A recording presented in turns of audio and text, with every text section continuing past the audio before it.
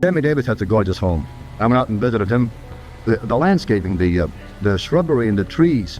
See, I come from Philadelphia, and I lived in row houses. We never saw that, shrubbery and trees. So if ever, the good Lord willing, I ever become a star. Joey Bishop, the last surviving member of the legendary Rat Pack, played a crucial role in shaping one of entertainment's most iconic groups. While Frank Sinatra, Dean Martin, and Sammy Davis Jr. became household names, Bishop's contributions were often overshadowed and his legacy faded into the background. But how did Hollywood turn its back on the man who helped define an era? Born Joseph Abraham Gottlieb on February 3, 1918, in the Bronx, Bishop grew up in a struggling Jewish immigrant family that later settled in South Philadelphia.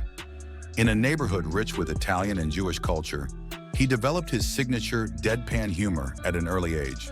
School wasn't his strong suit, and by 18 he had dropped out to support his family. However, comedy was always in his blood. He entered local contests, honing his craft and proving he had a unique talent for making people laugh. Bishop's first big break came in vaudeville, where he performed as part of the Bishop Trio, later renamed the Bishop Brothers. They played in rough clubs across Pennsylvania and New Jersey, refining their act. His career was interrupted by World War II, during which he enlisted in the U.S. Army in 1942. Even in service, Bishop entertained troops, further developing his comedic skills. By 1945, he returned to the stage as a solo act, quickly rising through the ranks. By the late 1940s, he was earning $1,000 a week at prestigious venues like the Greenwich Village Inn and the Latin Quarter in New York. Television soon became the next frontier, and in 1950, Bishop landed spots on The Ed Sullivan Show, gaining national recognition. His career took a major turn in 1952 when Frank Sinatra caught his act and invited him to perform at Bill Miller's Riviera. This performance launched Bishop into the entertainment elite, leading to appearances at the Copacabana and earning him the reputation as Sinatra's go-to comic. While the Rat Pack's public image exuded camaraderie and effortless charm, the reality behind the scenes was more complex. Bishop's humor was distinct, understated, intelligent, and self-deprecating.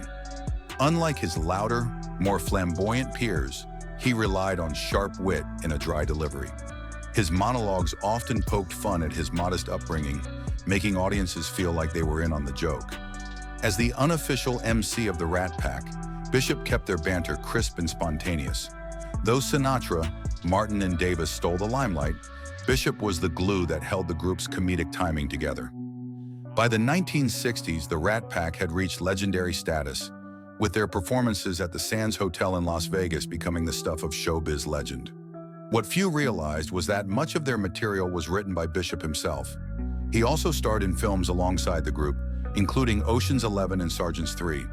His biggest moment came in 1961 when he hosted John F. Kennedy's inaugural gala, further cementing his status as a key player in the entertainment and political worlds. However, cracks in the Rat Pack's unity began to form. Bishop's fallout with Sinatra stemmed from a dispute over money. He refused to perform at Sinatra's Cal Naval Lodge unless he was fairly compensated, demanding a $50,000 paycheck and a private jet. Sinatra, who valued loyalty above all else, saw this as a betrayal. Overnight, Bishop found himself cut off from the inner circle.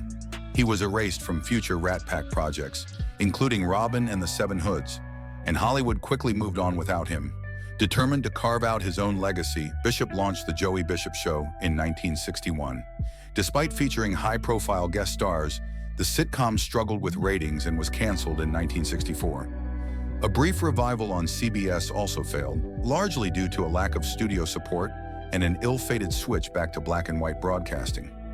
A lost episode featuring JFK impersonator Vaughn Meader was permanently scrapped after Kennedy's assassination, further dampening the show's success.